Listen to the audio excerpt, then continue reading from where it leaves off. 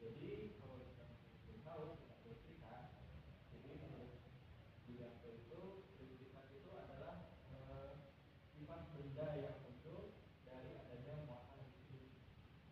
Itu kan listrikan sama listrik sama bedanya Pak. Jadi listrikan itu lebih ke tentang sistem dari penggunaan listriknya. Listrik itu apa? Nah, listrik adalah kondisi dari partikel atomis tertentu, maka seperti elektron, proton, ataupun neutron gitu, yang menyebabkan penarikan dan penolakan gaya.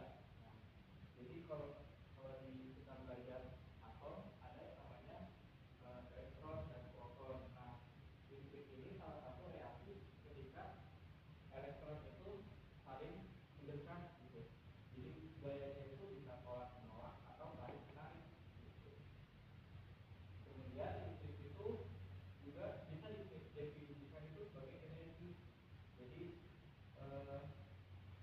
listrik itu adalah sumber energi yang disalurkan melalui kabel.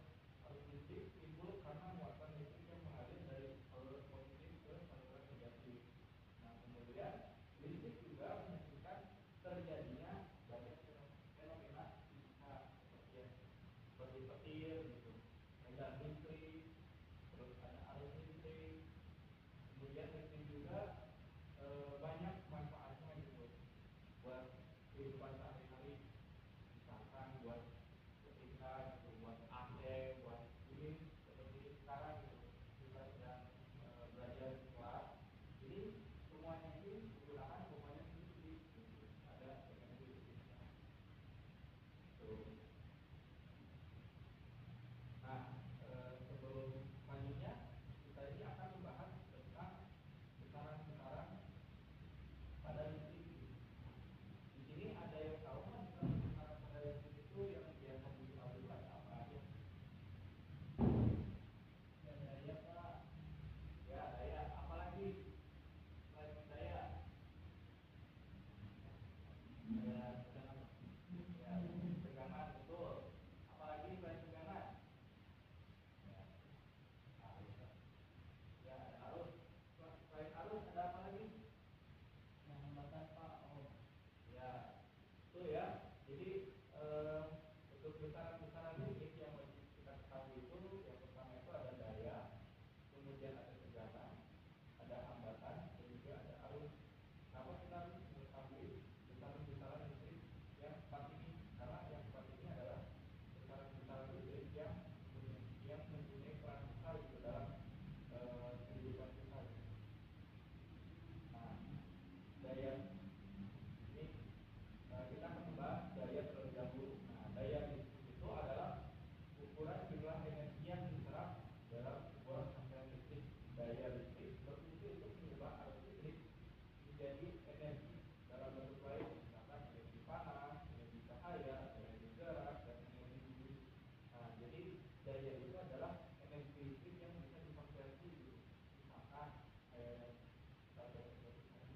ini proyektornya itu dia punya energi listrik. Nah, nanti energi listriknya itu akan diubah menjadi energi cahaya sehingga proyektornya itu bisa memancarkan cahaya dan menghasilkan lampu ini gitu. Dan itu contoh sederhananya itu ada ketika selesai tiba-tiba panas. Nah, itu adalah daya listrik yang berubah menjadi energi panas. Daya listrik ini bisa kalian hitung gitu ya, menggunakan hukum Joule. Nah, ini ada 4 angka untuk menghitung daya listrik dan energi. Ada P sama dengan I kali I, ada P sama dengan I kuadrat kali R, ada P sama dengan I kuadrat per R, ada V sama dengan W per T.